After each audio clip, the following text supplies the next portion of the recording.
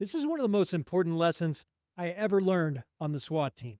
One that changed how I approach every challenge in my life. It's about an obstacle course, a fraction of a second, and a leadership lesson that hit me harder than any physical test ever could.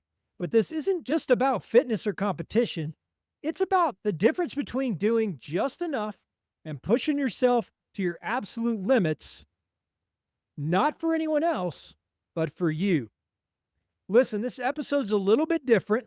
So, no fancy editing, no production tricks, just raw, unfiltered content from one of the most downloaded episodes of my audio podcast.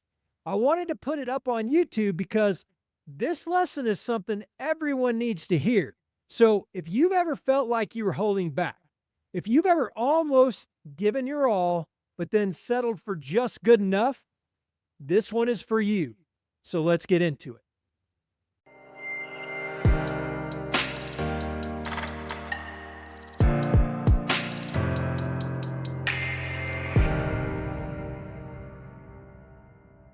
Welcome back to ReWired Experience, where we dive into stories and lessons that help you recalibrate your mindset, optimize your performance, and ultimately become the best version of yourself.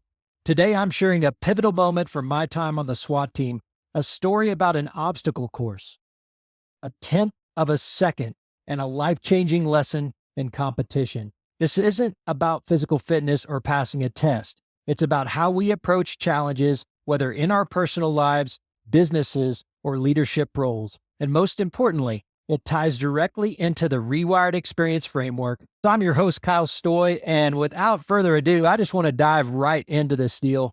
I was on the SWAT team for about 12 years, 20 years as a cop, spent 12 years on SWAT. And in a lot of the past episodes, I've talked to you guys a lot about my journey to the SWAT team.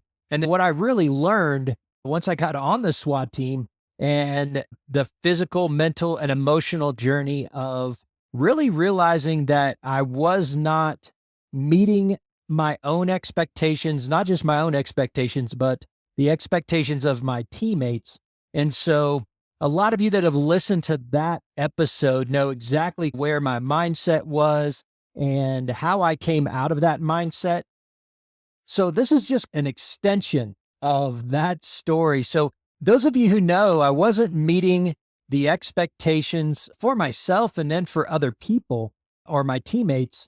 And so I really dove into becoming the best version of myself by really honing in my physical fitness, working on my tactics, and ultimately had really achieved some pretty incredible things in terms of like my physical fitness in particular. And so one of the goals that I had was to get the Physical Fitness Award for the SWAT team. And what that was basically we did a obstacle course every year. And that was a way for us to requalify physically for the team every single year. We had physical fitness crucibles throughout the year, different training exercises and things like that. But this was the test. It was the test that was supposed to check your physical fitness level, make sure you were maintaining that, because we were a part-time team. So there wasn't any type of really day-to-day ongoing physical fitness. And so you really had to take that on yourself. So that was your own responsibility. And so I definitely dove into that. And then my goal was to get basically the fastest score on the obstacle course. So it was a year after I'd had that rough year, really turned myself around. And again, go back to some of the other episodes where I'm talking about that moment that I had with the SWAT team. But I had really set my mind to this year was going to be, I was in the best physical shape that I'd ever been, really the best mental and emotional shape that I'd ever been. And I wanted to win that physical fitness award to demonstrate really how far I'd come. I think in my mind, it wasn't so much for me to demonstrate how far I'd come for me. It was really about proving something to those teammates who had doubted me. And that's kind of what I'm going to talk about. That's not the ideal mindset, right? Like you really should be doing it because you want to be the best version of you, not because of what somebody else thinks of you. Now, I do think that haters can be motivation, and there's nothing wrong with tapping into that. but it just can't be your why, like why you're doing it.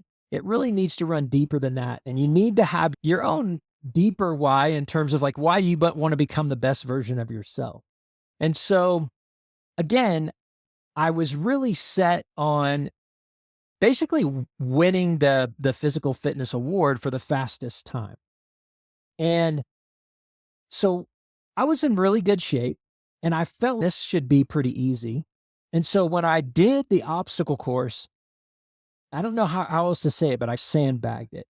Like I was going pretty quick and I knew I was going quick, but I wasn't going as hard as I could go. In my mind, I was like, nobody's going to go this fast. So why do I need to push myself to total exhaustion?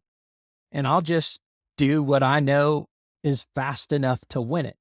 So I was just doing enough to get to that goal, to achieve that objective rally point that I had set in my mind. And I basically did that without going into a whole lot of detail. I knew I was doing well. I didn't need to push myself super hard. I wasn't tired, really. I just did enough. I did enough to where I was like, nobody's going to beat that time. And I rested in that. I ran that course with confidence. And again, I was just pacing myself, really just to beat the rest of the team, but without pushing myself to that absolute limit. And that was where my mistake was at, because I was standing there watching. I think I went pretty soon, like maybe first or second or third, really early in the stack of people that were going through it. And there were over 20 people on the SWAT team. And so I'm just watching everybody and nobody's even close. We go through what I thought at the time was the entire team and nobody was even close to my time. And I'm like, okay, cool. I got it. And that's where the assistant team commander, guy was a physical specimen, a little bit older than me, maybe about, I don't know, 8 to 10 years my senior, maybe. And guy was he was always just a physical specimen, super competitive dude. Just an inspiration in every sense of the word from a physical perspective. He always stayed in great shape. Just a master Brazilian jiu-jitsu practitioner.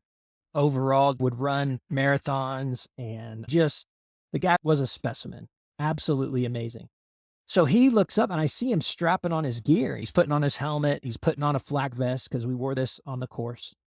And I looked at him and I was like, Captain, what are you doing?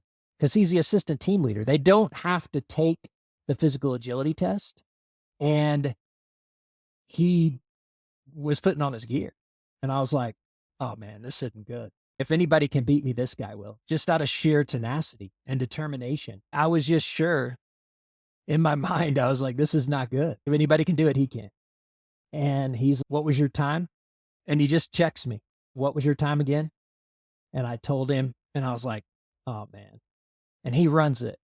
And I'm watching him, and the guy is going all out. And I can tell he is hurting, man. And he crosses the finish line, literally falls on his face, right? When he crosses the finish line, and not physically his face, but he falls forward across the finish line and he's exhausted. He rolls over, takes his gear off. And one of the guys that was running the stopwatch just looks at me. And I was like, what was the time, bro? And he was like, 1/10 of a second. And I was like, he didn't make it by 1/10 of a second? He's like, no, he beat you by 1/10 of a second. Man, my heart sunk into my stomach. I was so mad. And I looked at him and I was like, I'm going to run it again. I should be exhausted. Like I shouldn't be able to run it 2 times. But because I had sandbagged, I was like, I can run it again twice as fast as what I ran it the first time. But I didn't do that the first time. That was the killer. I allowed him the opening to beat me, and he did. And when he collapsed, and I wasn't tired, he was utterly exhausted because he gave it his all. And that's the difference between competing with others and competing with yourself. I was competing with everybody else. I did just enough to beat everybody else. I made a massive miscalculation, right? But he was competing. He just went all out. He wasn't competing with me, but he was trying to prove a point because he knew that I had sandbagged. He knew what kind of physical condition I was in. He knew that I could have been stronger and done it better and that I didn't go as hard as I could. And so the most important thing for him, I think, was to prove to me that was not the way to do it. Major leadership lesson from him to me on that day. This is how that fits into the ReWired framework, the ReWired experience framework. But take a knee, drink water, reshoot your azimuth, and Charlie Mike. When you take a knee, you got to recognize when, in those situations, and I'm not necessarily in the suck, right? This is a situation to where I'm excelling, but my mindset was in the suck. So I should have recognized when I was holding back and reassessed my approach. I should have pushed myself for myself and not to beat other people. Now, I also needed to redirect my focus. So this is the reshoot your azimuth piece. I also needed to redirect my focus to internal growth rather than external validation. Because remember what I told you? I was looking for validation from all those people who had doubted me, those people who thought that I shouldn't even be on the SWAT team because of some of my performance in the past. And so I was really looking for validation and not necessarily just doing the best that I possibly could. I wasn't focused on my own internal growth. I was not married to the process. I was married to the outcome. I was focused on the outcome and not the process. The process was Kyle does the best that Kyle can do. And I wasn't doing that. The drink water portion, right? That again goes back to, in this context, right? When I say drink water, replenish your body, I'd really already done it. Like the body portion was done. Even the mindset to an extent was done.